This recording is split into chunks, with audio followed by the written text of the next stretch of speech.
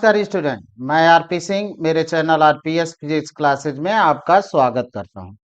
आज के सेशन में हम लेकर आए हैं सोर्स ऑफ इलेक्ट्रोमैग्नेटिक वेव। तो इलेक्ट्रोमैग्नेटिक वेव का सोर्स क्या होता है, ये हम लोग को देखना है। याद होगा कि जब हमने चैप्टर की शुरुआत की थी, तो वहां पे इंट्रोडक्शन पार्ट में बताया था कि इलेक्ट्रोमैग्नेटिज्म, इसके दो पार्ट होते हैं बेसिकली।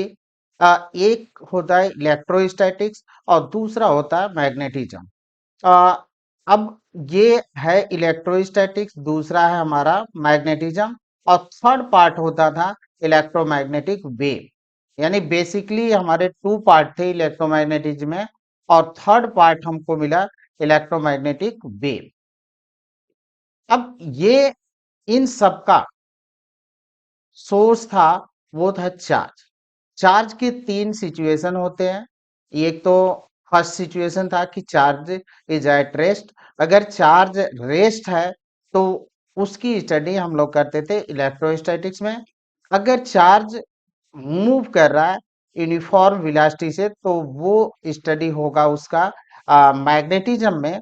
और थर्ड है इलेक्ट्रोमैग्नेटिक वेव। अगर चार्ज हमारा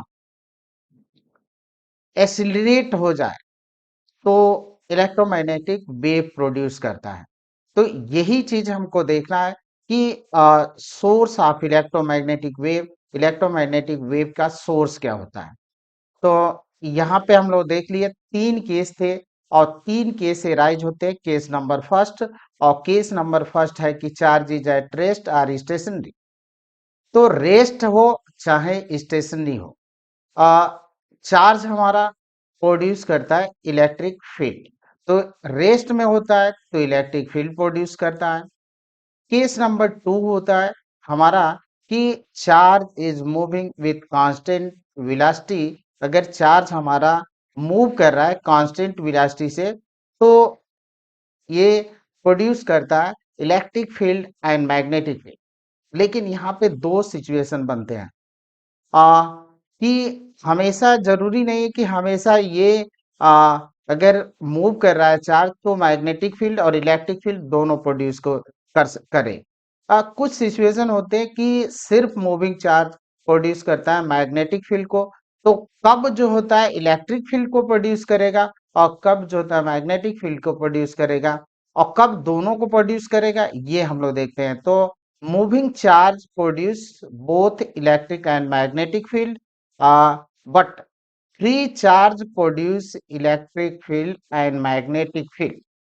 अगर चार्ज हमारा फ्री है, बाउंड नहीं है, बंधा नहीं है, तो वो दोनों प्रोड्यूस करता है, इलेक्ट्रिक फील्ड भी प्रोड्यूस करता है, मैग्नेटिक फील्ड। लेकिन अगर चार्ज किसी सर्किट में फ्लो हो रहा है और उस चार्ज के कारण करंट फ्लो हो रही है, तो वहां पे सिर्फ मैग्नेटिक फील्ड प्रोड्यूस करता है मूविंग चार्ज। तो यहाँ पे कि but bound charge produce only magnetic field, or a charge in uniform motion or steady current produce magnetic field that does not change with time. ये जो मैग्नेटिक फील्ड होता है वो टाइम के रिस्पेक्ट से चेंज नहीं होता है। तो थोड़ा सा कंफ्यूजन क्रिएट करता है कि ऐसा कौन सा बाउंड चार्ज है और कौन सा फ्री चार्ज है।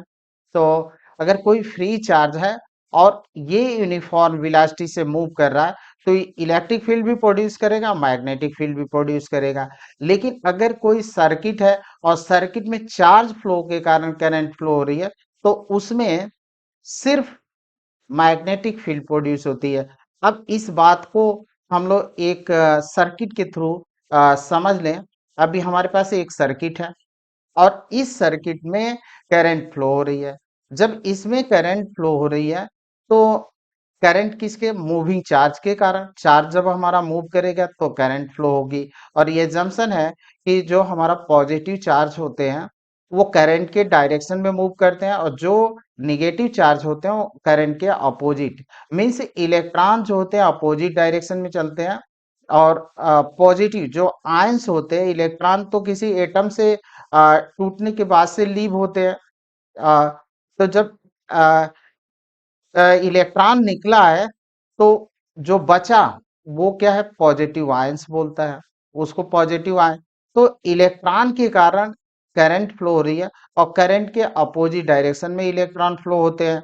तो जब इलेक्ट्रॉन इसमें फ्लो हो रहे हैं, तो उसके अपोजिट डायरेक्शन में एजम्पशन है कि हमारे पॉजिटिव चार्ज चलते हैं।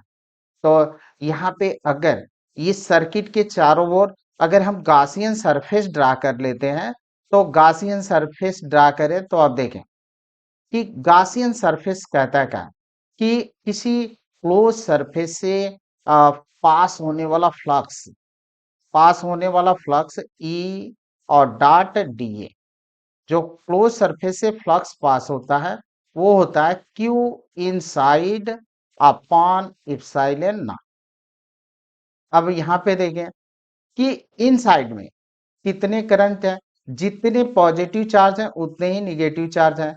तो हम इसको अगर मान लें कि n पॉजिटिव चार्ज है, तो पॉजिटिव चार्ज ये हो गए और उतने ही इलेक्ट्रॉन्स है निगेटिव चार्ज, तो n e हमारा ये हो, और इसको इप्सिलॉन जीरो से डिवाइड करें। क्यों, इनसाइड में टोटल चार्ज हमारा n e plus n e minus n e, ये तो हमारा कैंसिल हुआ, तो ये मिल गया जीरो। मीन्स इलेक्ट्रिक फील्ड जो होगी वो क्या होगी, जीरो।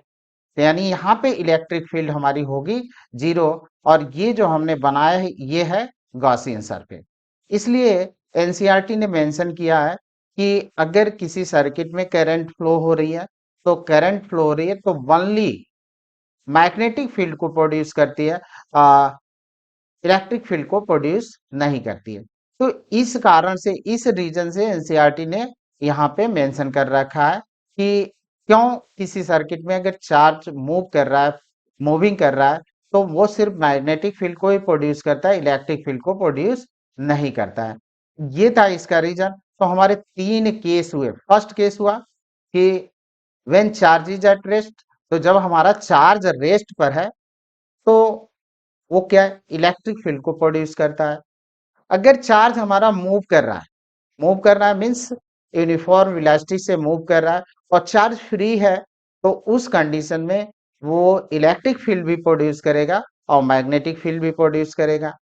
लेकिन अगर बाउंड चार्ज है, या हम ये कहें कि चार्ज इन यूनिफॉर्म मोशन और स्टडी करंट, अगर स्टडी करंट फ्लो हो रही है इस मोशन चार्ज के कारण, तो प्रोड्यूस मैग्नेटिक फील्ड, केवल मैग्नेटिक फील्ड प्रोड्यूस होती है। और यहाँ पे हमने देखा कि एक सर्किट है, इसमें करंट फ्लो हो रही है, और इसके चारों ओर जब हमने गॉसियन सरफेस ड्रा किया, तो ये देखा कि इसके अंदर नेट चार्ज जो हो रहे हैं जीरो, मीन्स इलेक्ट्रिक फील्ड जो होगी वो होगी जीरो। जहां चार्ज जीरो है वहां पे कोई इलेक्ट्रिक फील्ड नहीं है अकॉर्डिंग टू गॉस लॉ।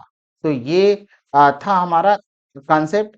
अब आते हैं हम लोग थर्ड कॉन्सेप्ट पर, और ये है एक acylated charge particle produce electromagnetic wave.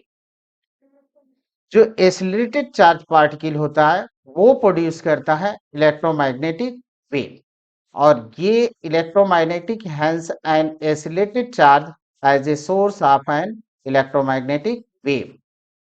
ये कंक्लूजन है कि एसिलेटेड चार्ज जो होते हैं वो सोर्स होता है इलेक्ट्रोमैग्नेटिक वेव का, अकॉर्डिंग टू मैक्सवेल। मैक्सवेल ने क्या कहा, according to Maxwell an oscillating charge produce electromagnetic wave.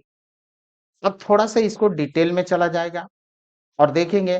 Conclusion तो यही है कि एसिलेटिंग चार्ज जो होते हैं वो प्रोड्यूस करते हैं मैग्नेटिक फील्ड को, आ, वो प्रोड्यूस करते हैं, सॉरी, इलेक्ट्रोमैग्नेटिक वेव को। एसिलेटेड चार्ज जो होते हैं वो प्रोड्यूस करते हैं इलेक्ट्रोमैग्नेटिक वेव। अब आते हैं हम लोग, consider a charge oscillating harmonically, examples of oscillating charge with time. अब यहाँ पे हम मान लेते हैं कि एक चार्ज है और हार्मोनिकली मतलब ऑसिलेट कर रहा, oscillating charge is oscillating charge. कैसे होगा, तो वो देखते हैं। थोड़ा सा ये देख लेते हैं कि हमारे पास ये पेंडुलम है और ये पेंडुलम ऑसिलेट कर रहा है। तो यहाँ पे क्या एसिलेशन है, अगर एसिलेशन है तो चार्ज यहाँ के चार्ज की बात नहीं, पहले तो ये देख लेते हैं कि यहाँ पे कि जो वेलोसिटी वो वेरिएबल है कि नहीं। अगर वेलोसिटी वेरिएबल है मीन्स एसिलेशन है, और वो एसिलेशन कैसा है, यहाँ पे वो एसिलेशन फिक्स नहीं है। चार्ज जो है आ, अब आइए इसको देखते हैं मीन पोजीशन। यहाँ पे अगर ये यहाँ पे अगर पेंडुलम है हमारा, तो ये कहलाता है मीन पोजीशन। और जब ये ऑसिलेट करते हुए इस पोजीशन पर आया, मान लेते हैं कि इसको 1 हमने पोजीशन दिया, इसको 2, तो जब 1 पोजीशन पर आया तो इसको बोलते हैं एक्सट्रीम पोजीशन। ये हमारा एक्सट्रीम पोजीशन कहलाता है। और ये कहलाता है, ये 2 वाला है, ये भी एक्सट्रीम पोजीशन कहलाएगा। अब यहाँ पे वेलोसिटी जो होती है मीन पोजीशन पर, वेलोसिटी हमारी मैक्सिमम होती है। अब ये ऐसे चला, तो ये अगर एक्स डिस्प्लेसमेंट माने, तो यहाँ पे आ, इस एक्सट्रीम पोजीशन पर डिस्प्लेसमेंट हो जाता है 0, और वेलोसिटी हमारी हो जाती है 0। फिर ये रिटर्न करता है, फिर मीन पोजीशन पर आता है। फिर मीन पोजीशन ड्यू टू इनरेशिया, इनरेशिया के कारण मीन पोजीशन पर रुक कर ये सिर्फ आगे बढ़ जाता है इन अपोजिट डायरेक्शन। यहाँ पे चला, फिर यहाँ पे एक्स 0, पोजीशन 0 हो गया, और डिस्प्लेसमेंट 0 हो गया, फिर ये रिटर्न करता है। तो हर कंडीशन में यहाँ पे एसिलेशन होता, और ये एसिलेशन अगर बात करें तो एसिलेशन जो होता है, अगर ये से represent directly proportional to minus X, यानी डिस्प्लेसमेंट के अपोजिट डायरेक्शन में यहाँ पे एसिलेशन होता है। तो इसका मतलब हुआ कि जो हमारा चार्ज ऑसिलेट करेगा, तो ऑसिलेट करेगा तो एसिलेटिंग चार्ज होगा। Oscillating charge is the source of electromagnetic wave. LC oscillation में भी हम लोग देख चुके हैं। तो LC oscillation, in LC oscillation charge is oscillating. जो एलसी ऑसिलेशन था उसमें चार्ज क्या होता है, ऑसिलेट करता है। अब ये थोड़ा सा कॉन्सेप्ट के लिए हम लोग देखते हैं, बड़ा ही बेहतरीन यहाँ पे प्रदर्शन होगा। तो आइए देखते हैं। यहाँ पे हमने एक ले लिया पैरेलल प्लेट कैपेसिटर, और ये ले लिए बैटरी। अब पहले कैपेसिटर को हम क्या करेंगे, चार्ज करेंगे। तो यहाँ पे जो की है, हम इस की को प्रेस करें तो करंट फ्लो होने लगेगी, और करंट फ्लो होने लगेगी तो हमारा कैपेसिटर चार्ज होगा। यहाँ पे अभी जब करंट नहीं फ्लो है तो इलेक्ट्रिक फील्ड भी 0 है। इसके अंदर कैपेसिटर के इनसाइड प्लेटों के बीच, या inside the plate electric field is 0। अब ये चार्ज होने लगा, चार्ज होने लगा मीन्स ये एंड पॉजिटिव, यानी ये ऐसे कहें कि ये छोटे छोटे चार्ज यहाँ पे आने लगे, डी क्यू चार्ज, और यहाँ पे इस तरफ माइनस डी क्यू चार्ज इस प्लेट से एकुमुलेट होने लगे। तो जो प्लेटें हैं वो क्या होंगी, चार्ज हो गई। इलेक्ट्रिक फील्ड अब इसके अंदर क्रिएट हो गया। अब ये जैसे जैसे हमारी प्लेटें हैं चार्ज होंगी, तो इलेक्ट्रिक फील्ड इन प्लेटों के बीच एक्युमुलेट होने लगेगा, यानी इलेक्ट्रिक फील्ड प्रोड्यूस हो जाएगी। यानी इलेक्ट्रिक फील्ड पहले 0 थी, और फिर क्या हुई, इंक्रीज हुई, धीरे धीरे इसने यहाँ बढ़ी है। तो यहाँ पे जो इलेक्ट्रिक फील्ड है वो वेरिएबल है, टाइम वेरिंग इलेक्ट्रिक फील्ड है। इलेक्ट्रिक फील्ड यहाँ पे इंक्रीज कर रही है। जब हमारा कैपेसिटर फुल्ली चार्ज हो जाता है, जब चार्ज हो जाता है, तो फिर हमने क्या किया कि इस बैटरी को यहाँ से हटा दिया, और फिर इसको एक इंडक्टर से कनेक्ट कराया। तो अब यहाँ पे करंट हमारी जब फुल्ली चार्ज हो जाता है तो करंट हो जाती है 0, और इलेक्ट्रिक फील्ड पहले इनिशियल इलेक्ट्रिक फील्ड 0 थी, और बाद में इलेक्ट्रिक फील्ड हो गई मैक्सिमम। अब हमने क्या किया, बैटरी को हटाया, रिप्लेस किया, इसके जगह पर कनेक्ट कर दिया इंडक्टर। तो यहाँ पे इंडक्टर जोड़ दिया।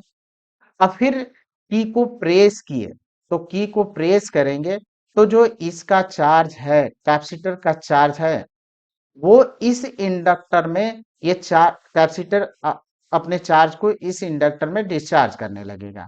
यानी यहाँ पे अब इलेक्ट्रिक फील्ड जो है, अब देखें यहाँ पे फुल्ली चार्ज है हमारा, अब यहाँ पे इलेक्ट्रिक फील्ड है, और ये कंप्लीटली चार्ज है। अब इसने क्या किया कि अपना चार्ज इस इंडक्टर को देने लगा, यानी जो इसके अंदर इन इस इलेक्ट्रिक फील्ड में जो एनर्जी इलेक्ट्रोस्टैटिक की एनर्जी स्टोर थी वो अब चेंज होने लगेगी मैग्नेटिक एनर्जी के रूप में। और फील्ड यहाँ पे इलेक्ट्रिक फील्ड जो है डिक्रीज करने लगेगा और मैग्नेटिक फील्ड इंक्रीज करने लगेगी। तो ये यहाँ पे इलेक्ट्रिक फील्ड, अब आप देखें कि यहाँ से चार्ज हमारे कम होने लगे, यानी यहाँ से चार्ज कम हुआ और इसको देने लगा, इंडक्टर को देने लगा। तो ये अब इलेक्ट्रिक फील्ड भी हमारी डिक्रीज हो गई। तो अब इलेक्ट्रिक फील्ड डिक्रीज हो गई और मैग्नेटिक फील्ड क्रिएट हो गया, यानी इसके अंदर जो एनर्जी थी वो किस रूप में आने लगी, मैग्नेटिक एनर्जी के रूप में। इलेक्ट्रिक एनर्जी जो है मैग्नेटिक एनर्जी के रूप में चेंज होने लगी। यहाँ पे कई चीजों का ऑसिलेशन होता है, बट हमको चार्ज का ऑसिलेशन देखना है और ये देखना है कि जो हमारी इलेक्ट्रिक फील्ड है और मैग्नेटिक फील्ड है वो टाइम वेरिइंग है, समय के साथ चेंज हो रहा है। यही चीज हमको बस देखना है। बाकी चीज तो यहाँ पे एनर्जी का भी ऑसिलेशन होता है और चार्ज का भी ऑसिलेशन होता है, इलेक्ट्रिक फील्ड का भी ऑसिलेशन होता है, मैग्नेटिक फील्ड का भी ऑसिलेशन होता है। तो अब देखिए कि हमने जब इसको हमने कनेक्ट कराया इंडक्टर से, तो हमारे चार्ज जो होते हैं कैपेसिटर हमारा डिस्चार्ज होने लगा और अपनी एनर्जी इस इंडक्टर को देने लगा। इलेक्ट्रिक फील्ड हमारी डिक्रीज होने लगी, मैग्नेटिक फील्ड इंक्रीज होने लगा और करंट जो होती है एंटी क्लॉकवाइज डायरेक्शन में फ्लो होने लगी। करंट हमारी एंटी क्लॉकवाइज डायरेक्शन में फ्लो होने लगेगी। तो ये हुआ। अब आते हैं कि देखें कि ये कैपेसिटर जब फुल्ली डिस्चार्ज होगा, अब इस बार ये कैपेसिटर डिस्चार्ज हुआ तो इलेक्ट्रिक फील्ड हमारी जीरो हो गई और टोटल यहाँ पे आ गया मैग्नेटिक फील्ड, इलेक्ट्रिक फील्ड। लेकिन करंट हमारी जीरो नहीं होगी, करंट इस कंडीशन में हो जाती है मैक्सिमम। अब मैक्सिमम होने के बाद करंट अब इसी डायरेक्शन में फ्लो होगी किसके कारण, इंडक्टर के कारण। इंडक्टर जिसको बोलते थे इलेक्ट्रिकल इनरसिया, और इलेक्ट्रिकल इनरसिया के कारण जो हमारी करंट होगी या अकॉर्डिंग टू लेंज लॉ का है, तो फिर इंडक्टर क्या होगा, चार्ज होने लगेगा in opposite sense, opposite direction में चार्ज होने लगा। अब इलेक्ट्रिक फील्ड भी हमारी इंक्रीज होगी अपोजिट डायरेक्शन में। तो अब ये प्लस हो गया, ये एंड जो होता है माइनस हो गया। अब यहाँ पे इलेक्ट्रिक फील्ड जो होता है डायरेक्शन चेंज हो गया, अब इलेक्ट्रिक फील्ड अपोजिट डायरेक्शन में हो गया। और कैपेसिटर का जो ये एंड था, जो पहले ये इधर पॉजिटिव था इधर निगेटिव था, अब इधर पॉजिटिव आ गया इधर निगेटिव आ गया। अब इंडक्टर ने अपनी एनर्जी इस कैपेसिटर को फिर से देने लगा इन अपोजिट डायरेक्शन में, अपोजिट डायरेक्शन में अपनी एनर्जी फिर से ट्रांसफर करने लगा। अब यहाँ पे फिर से आए तो ये इंडक्टर अपनी पूरी की पूरी एनर्जी इस कैपेसिटर को अब दे देगा और कैपेसिटर हमारा फुल्ली चार्ज हो जाएगा। और जब फुल्ली चार्ज हो जाएगा तो उस कंडीशन में करंट हमारी हो जाएगी जीरो। तो अब इस सिचुएशन में करंट हमारी क्या हो गई, जीरो। अब करंट जीरो हो गई तो अब कैपेसिटर तो फुल चार्ज हो गया, तो जब फुल चार्ज हो गया तो करंट जीरो हो गई। लेकिन अब कैपेसिटर कहेगा इंडक्टर से, भाई तुम तो हमको दिए हो अपनी एनर्जी, तो अब हमको ही हमसे हमसे फिर से तुम अपनी एनर्जी ले लो। तो अब फिर अपोजिट डायरेक्शन में करंट जो होगी वो फ्लो होने लगेगी। तो यहाँ पे करंट हमारी जीरो हो गई थी। अब यहाँ पे देखें कि इस सिचुएशन में अब कैपेसिटर फिर से डिस्चार्ज होने लगा और अपनी एनर्जी इस इंडक्टर को देने लगा। तो यहाँ पे आप देखें कि चार्ज कैपेसिटर था तो फिर यहाँ से फोर चार्ज थे, फोर चार्ज, ये फिर अजम्पशन के लिए कि चार फोर ही चार्ज लिए गए हैं कि थोड़ी सी सहूलियत रहे कि ये दिखाया जा सके कि यहाँ से दो चार्ज होते हैं, यहाँ पे देख रहे हैं कि दो चार्ज जो होते हैं हमारे डिसअपियर हो गए और आ, दो यहाँ पे किस रूप में, मैग्नेटिक एनर्जी के रूप में या मैग्नेटिक फ्लक्स के रूप में यहाँ पे इंडक्टर में आ गए। अब यहाँ पे इलेक्ट्रिक फील्ड जो होती है कि इलेक्ट्रिक फील्ड डिक्रीज करने लगी, फिर मैग्नेटिक फील्ड हमारा इंक्रीज करने लगा। अब फाइनली अब ये इलेक्ट्रिक फील्ड हमारी डिक्रीज कर रही है, अब ये डिक्रीज कर रही है, मैग्नेटिक फील्ड यहाँ से इंक्रीज कर रहा है। यहाँ पे जब करंट हमारी जीरो हो गई तो मैग्नेटिक फील्ड जीरो हो गया था। अब फिर क्या होगा कि अब ये कैपेसिटर, अब यहाँ पे देखें तो कैपेसिटर फिर से डिस्चार्ज हो गया। तो अब टोटल अपनी एनर्जी किसको दे दिया? टोटल अपनी एनर्जी जो है दे दिया इस इंडक्टर को। अब यहाँ पे फिर जो होता है कि अब ये देखें कि अब करंट तो हमारी इसी डायरेक्शन में फ्लो होगी। अब यहाँ पे तो करंट जीरो ही थी, यहाँ पे करंट का डायरेक्शन चेंज हो गया था, क्लॉकवाइज फ्लो होने लगी थी। अब करंट जो होती है कि इसी डायरेक्शन में अकॉर्डिंग टू लेंज ला क्या कहता है कि nature averse change in electric flux. जो प्रकृति होती है, नेचर होता है, वो फ्लक्स में चेंजिंग, मैग्नेटिक फ्लक्स में चेंजिंग का अपोज करती है। तो यहाँ पे आई जो होता है कि इस लेंज लॉ के अकॉर्डिंग फिर इसी डायरेक्शन में फ्लो होने लगी और हमारा कैपेसिटर अगेन चार्ज होने लगा है, जहां से हम लोग लेकर चले थे उसी डायरेक्शन में फिर से हमारा कैपेसिटर चार्ज होने लगेगा। तो अब देखें फिर ये चार्ज होने लगा। अब इलेक्ट्रिक फील्ड हमारी फिर से इंक्रीज होने लगी। तो अब इलेक्ट्रिक फील्ड, अब ये अपनी एनर्जी, आधी एनर्जी इस कैपेसिटर को दे दिया। अब फिर ये कैपेसिटर फुल्ली चार्ज हो गया हमारा, यहाँ पे फुल्ली चार्ज हो गया। Electric field maximum, electric field जो होगा वो हो जाएगा मैक्सिमम, और मैग्नेटिक फील्ड फिर से हमारा हो गया, यहाँ पे मैग्नेटिक फील्ड हो गया जीरो। और जब ये कैपेसिटर हमारा फुल्ली चार्ज हो गया तो करंट हो जाएगी जीरो। और अब अगेन करंट जो होते हैं रिवर्स डायरेक्शन में, अब ये एंटी क्लॉकवाइज जो इनिशियल पोजीशन में हम लोग देखे थे, फिर अगेन जो होता है करंट जो होता है अपोजिट डायरेक्शन में, एंटी क्लॉकवाइज डायरेक्शन में फ्लो होने लगी और ये इंडक्टर हमारा चार्ज होने लगेगा। यानी चार्ज जो है वो ऑसिलेट कर रहा है, इलेक्ट्रिक फील्ड ऑसिलेट कर रही है और मैग्नेटिक फील्ड ऑसिलेट है। पहले जब हमने कैपेसिटर को चार्ज किया, चार्ज करने लगे, तो इलेक्ट्रिक फील्ड धीरे धीरे इंक्रीज हुई। फिर कैपेसिटर को हमने डिस्चार्ज करना शुरू किया इंडक्टर में, तो फिर इलेक्ट्रिक फील्ड डिक्रीज करने लगी और मैग्नेटिक फील्ड धीरे धीरे हमारी इंक्रीज करने लगी। जब हमारा कैपेसिटर फुली डिस्चार्ज हो गया तो electric field zero, magnetic field maximum. Again फिर उसी डायरेक्शन में करंट फ्लो हुई अकॉर्डिंग टू लेंज लॉ के कारण उसी डायरेक्शन में, और कैपेसिटर हमारा अपोजिट डायरेक्शन में पुनः चार्ज होने लगा।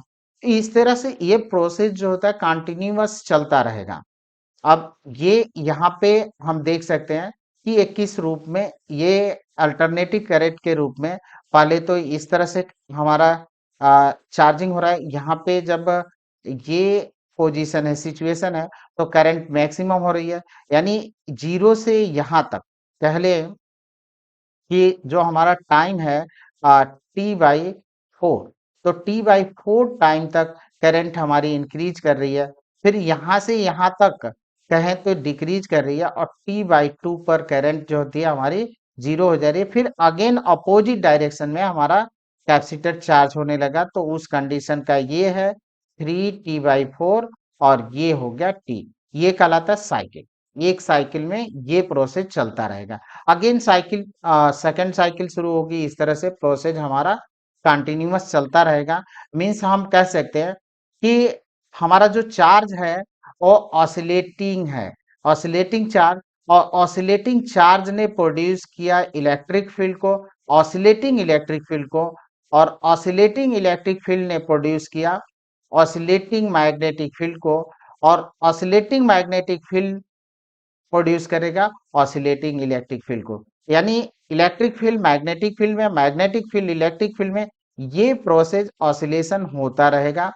और ये इलेक्ट्रिक फील्ड और जो मैग्नेटिक फील्ड होते हैं both are perpendicular to each other. तो यहाँ पे हम कह रहे हैं कि जो ऑसिलेटिंग चार्ज है वो सोर्स ऑफ इलेक्ट्रोमैग्नेटिक वेव, यानी जो हमारी इलेक्ट्रोमैग्नेटिक वेव होती है उसका सोर्स होता है ऑसिलेटिंग चार्ज। अब यहाँ पे हम इसको इस तरह से समझे, देखें कि जब हमने कैपेसिटर को चार्ज किया तो हमारी इलेक्ट्रिक फील्ड क्या हुई, धीरे धीरे बढ़ती गई। जब कैपेसिटर हमारा फुल्ली चार्ज हो गया तो इलेक्ट्रिक फील्ड मैक्सिमम। फिर इलेक्ट्रिक, अब जब हमने कैपेसिटर को डिस्चार्ज करना शुरू किया तो इलेक्ट्रिक फील्ड धीरे धीरे डिक्रीज की और जीरो हुई। फिर अपोजिट डायरेक्शन में इलेक्ट्रिक फील्ड फिर से धीरे से इंक्रीज करना शुरू की और फिर मैक्सिमम से जीरो। ये इस तरह से हमारी इलेक्ट्रिक फील्ड देखें कि जब हम चार्ज किए थे तो इलेक्ट्रिक फील्ड हमारी धीरे धीरे बढ़ना शुरू की थी और बढ़ते हुए यहाँ पे मैक्सिमम, फिर धीरे धीरे क्या हुई, अ, घटनी शुरू हुई, यहाँ पे आके हमारी इलेक्ट्रिक फील्ड जीरो हो गई। फिर अपोजिट डायरेक्शन में यही प्रोसेस हुआ, फिर इस तरह से अपोजिट डायरेक्शन। अब इसको अगर हम मिलाएं तो ये एक वेव बनता है, ये वेव बनता है। इसको अगर हम मिला दें तो इस तरह से वेव बन जाता है। अब मैग्नेटिक फील्ड जो होता है, अगर इसको हम इलेक्ट्रिक फील्ड कहें तो मैग्नेटिक फील्ड इसके अपोजिट है, और वो भी जो होता है, क्या हो रहा है कि इलेक्ट्रिक फील्ड के अकॉर्डिंग वो भी इंक्रीज कर रहा है, डिक्रीज कर रहा है। तो ये इलेक्ट्रिक फील्ड है और दोनों परपेंडिकुलर। हम ये कहें कि जैसे ऐसे कह लें कि एक को हम अगर इधर मान लें, सपोज करें मूव कर रहा है, तो ये एक ऐसे इस तरह से ऑसिलेशन हो रहा है इनका, इस तरह से एक ऊपर नीचे ऐसे ऐसे ऑसिलेशन। वेव हमारी आगे ट्रेवल कर रही है, चल रही है, तो ये ऑसिलेशन हो रहा है। अब यहाँ पे मैग्नेटिक फील्ड जो होगा इलेक्ट्रिक फील्ड के परपेंडिकुलर होगा। फिर इसको अगर मिलाएं तो इस तरह से ये भी एक वेव मिलेगा। इसमें तो बहुत सारे दिल है, यानी इलेक्ट्रिक मैग्नेटिक विभवा के पास तो बड़े दिल होते हैं। अब देखें कितने दिल है इसमें। तो ये है हमारी इलेक्ट्रोमैग्नेटिक वेव। अब इलेक्ट्रोमैग्नेटिक वेव में electric field vector and magnetic field vector जो होते हैं ऑसिलेट करते हैं perpendicular to the each other. तो यहाँ पे इलेक्ट्रिक फील्ड वेक्टर और मैग्नेटिक फील्ड वेक्टर को देखें तो ये क्या कर रहे हैं, ऑसिलेट कर रहे हैं परपेंडिकुलरली। तो परपेंडिकुलरली ऑसिलेट कर रहे हैं ये।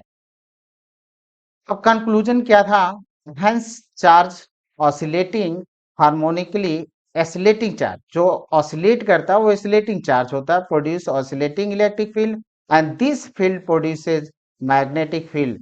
This process continuous because the oscillating electric field and magnetic field act as a source of each other. यानी oscillating electric field and oscillating magnetic field act करते हैं सोर्स ऑफ ईच अदर, एक दूसरे के सोर्स के रूप में काम करते हैं, वर्क करते हैं। तो the frequency of electromagnetic wave equal to the frequency of oscillation of charge. यानी जो इलेक्ट्रोमैग्नेटिक वेव की फ्रीक्वेंसी होती है वो फ्रीक्वेंसी होता है ऑसिलेशन ऑफ चार्ज की फ्रीक्वेंसी, और ये फ्रीक्वेंसी होती है nu equal to 1/2 pi under root L C. ये था हम लोगों का इलेक्ट्रोमैग्नेटिक वेव का सोर्स क्या था। तो ये देखें हम लोग। थैंक यू स्टूडेंट, वीडियो अच्छी लगी हो तो लाइक करें, कमेंट करें, शेयर करें, और सबसे बढ़ान हम लोग चैनल के भी सब्सक्राइब करें। धन्यवाद।